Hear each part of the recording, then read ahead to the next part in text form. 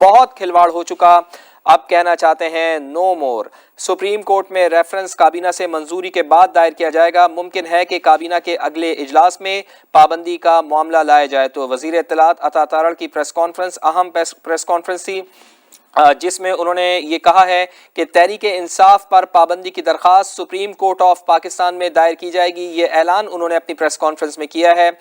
वफाकी हुकूमत PTI पर पाबंदी लगाने का केस करेगी। अता तारड़ की जानिब से ये भी कहा गया हुकूमत सबूतों को देखते हुए तहरीक इंसाफ पर पाबंदी की दरख्वास्त करेगी। इसी पर बात करते हैं सीनियर एंकर पर्सन, सहाफ़ी और तजियाकार नदीम मलिक साहब हमारे साथ मौजूद हैं। नदीम साहब, बहुत शुक्रिया आपके वक्त के लिए। फरमाइएगा कि कैसा देखते हैं आप हुकूमत के इस फैसले को, जिसमें अता तारड़ साहब ने ऐलान कर दिया है कि पाकिस्तान तहरीक इंसाफ पर पाबंदी लगाने जा रही है हुकूमत पाकिस्तान। देखिए कि एक अफसोसनाक अमल है और ये एकदम से अचानक इनको ख्याल नहीं आया। ये पिछले कई हफ्तों से इसके ऊपर काम कर रहे थे, बल्कि हमने मुख्तलिफ प्रोग्राम में इसके ऊपर सवाल जवाब भी किए, क्योंकि पंजाब हुकूमत में पंजाब काबीना के सामने एक समरी आई थी आज से कोई 1.5-2 माह पहले, जिसके अंदर तजवीज़ किया गया था कि कौन से लीगल एक्शन जो है तहरीक इंसाफ या इमरान खान के खिलाफ लिए जा सकते हैं।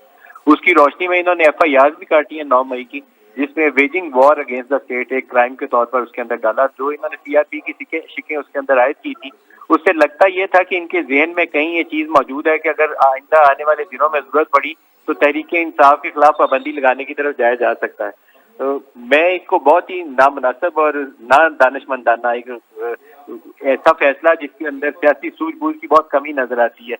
इसके आमतौर पर माजी में आप जाकर देखें तो नेशनल अवामी पार्टी के ऊपर किसी जमाने में पाबंदी आयद की गई थी। नैप, ये जो आजकल ANP है, इसको नैप था नाम, इसके पहले इसको पाबंदी लगा दी गई।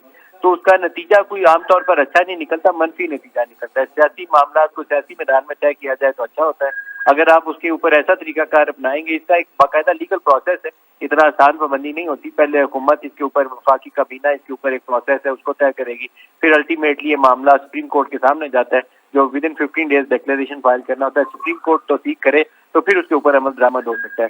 इट्स नॉट डूएबल सिंपली, क्योंकि पाकिस्तान के लोगों की बड़ी तादाद ने तहरीक इंसाफ के लिए वोट किया है।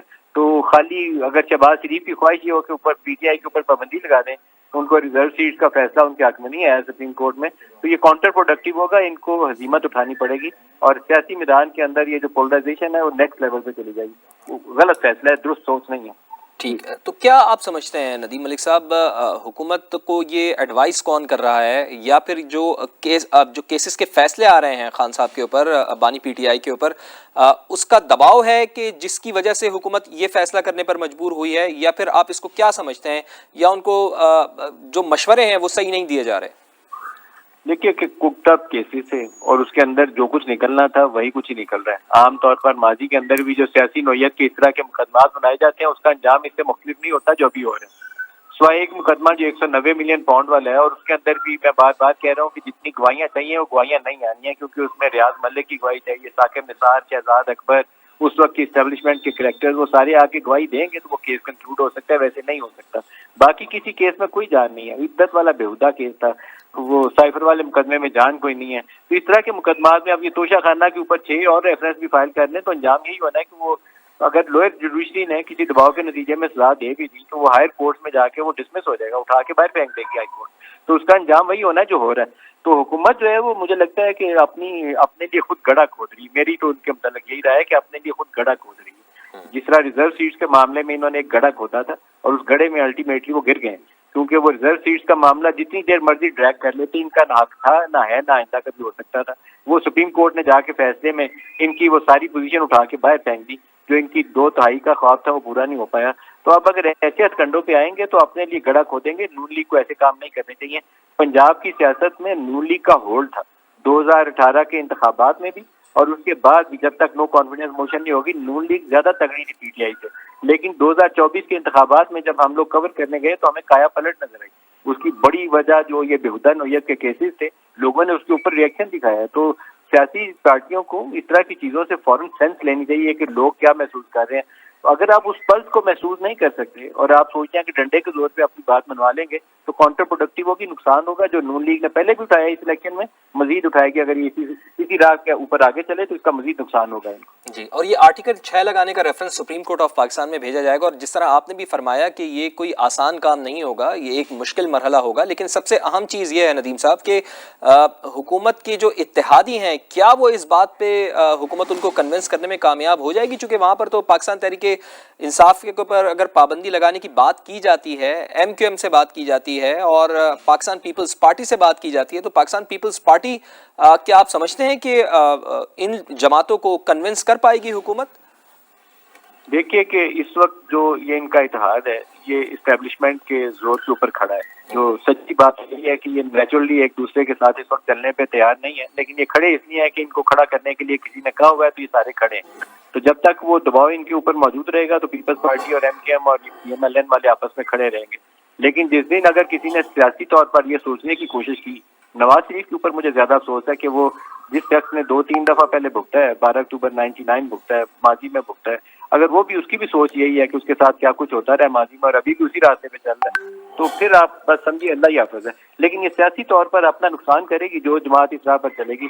آرٹیکل 6 لگا لیں, اس کے اوپر کیا جاتا ہے, وہ سپریم کورٹ میں جا کے ڈسمس ہو جائے گا, لیکن چند مہینے جیل میں رکھنے کا انہیں فائدہ مل جائے گا اور فائدہ نہیں ہونے والا اس معاملے کے اندر. لوگوں کے اندر اس پہ ریئیکشن آتا ہے.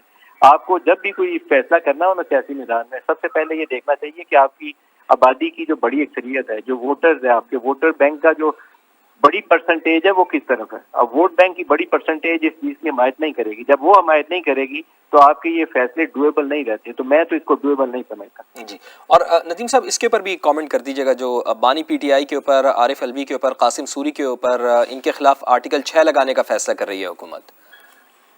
لگا دیں, میں تو کہہ رہا ہوں کہ یہ ڈویبل آپشن نہیں ہے. کس بات کے اوپر آرٹیکل 6 لگائیں گے؟ کون سی غداری کی ہے انہوں نے جس کے اوپر آرٹیکل 6 لگائیں گے؟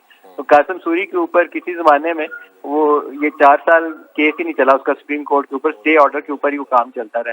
پہلے تو سپریم کورٹ بتائے اس وقت کے سارے ججوں کو کٹہرے میں لائیں کہ 4 سال کس طرح قاسم سوری اسٹے آرڈر پہ بیٹھا رہا. پاکستان میں ہر غلط کام کے لیے کوئی نہ کوئی جواز موجود ہوتا ہے. تو افسوسناک پہلو ہے, اس شخص کو ڈسکوالیفائی ہو جانا چاہیے تھا فوراً الیکشن کے بعد 2018 میں, لیکن وہ 4 سال ڈپٹی اسپیکر بنا رہا ہے. اسمبلیاں ڈیزالو کرنے کا آرڈر پاس کر دیا اس وقت, تو آپ نے کچھ کیا نہیں. اب آرٹیکل 6 لگانا ہے تو ایک آرٹیکل لگانے کی کوشش آرٹیکل 5 عمران خان نے کی تھی اسمبلی ڈیزالو ہونے سے پہلے.